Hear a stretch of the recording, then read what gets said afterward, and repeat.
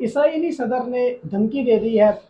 فلسطینیوں کو، اور ان کو 12 گھنٹے کا الٹیمیٹ دے دیا ہے کہ 12 گھنٹے کے اندر اندر غزہ کی جو پٹی ہے جہاں پر 20 لاکھ مسلمان رہ رہے ہیں اس کو خالی کر دیں۔ اس کو خالی کرنے کے بعد یہاں سے چلے جائیں، کیونکہ بہت شدید قسم کی وہاں پر بمباری ہونے والی ہے۔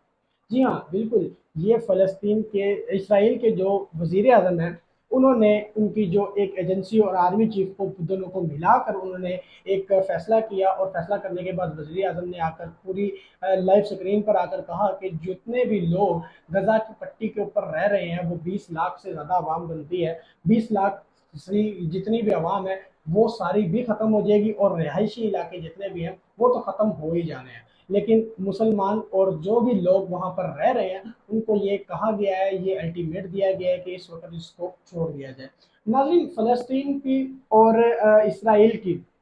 ان دونوں کی لڑائی اور جنگ کے بعد پوری دنیا دو بلاکس کے اندر تقسیم ہو چکی ہے۔ آدھی جو دنیا ہے وہ فلسطین کے ساتھ ہے، اور آدھی دنیا جو ہے وہ اسرائیل کے ساتھ ہے۔ امریکی صدر جو بائیڈن نے اعلان کرتے ہوئے اسرائیلی جو صدر ہے اور اسرائیلی ملک ہے اس کی فل سپورٹ کا اعلان کیا ہے، اور اسرائیلی صدر کو امریکی صدر جو بائیڈن نے کہا ہے کہ ہم آپ کو فل سپورٹ کر رہے ہیں، آپ کو کسی بھی چیز کی ضرورت ہے، آپ کو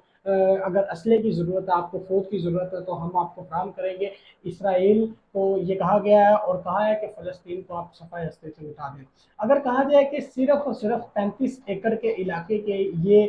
لڑائی ہے تو اس کو کہنا غلط نہیں ہوگا۔ اس کے بعد جو فلسطین ہے اس کی بھی حمایت کا اعلان کافی لوگوں نے کیا ہے۔ ایرانی صدر جو ہیں انہوں نے کہا ہے کہ ہم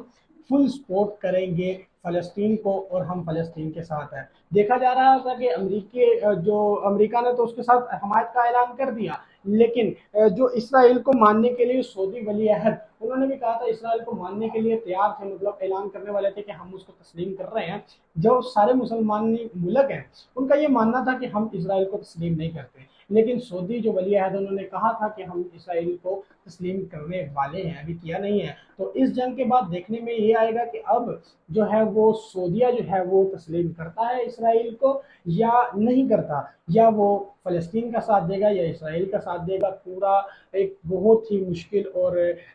کڑا مرحلہ یہ آپ لوگوں کے سامنے ہے، پوری دنیا کے سامنے ہے، اور دیکھا جائے گا کہ اب جو ہے وہ بلاکس کس طرح سے تقسیم ہوتے ہیں، کتنی عوام جو ہے وہ اسرائیل کے ساتھ جائے گی اور کتنی عوام جو ہے وہ فلسطین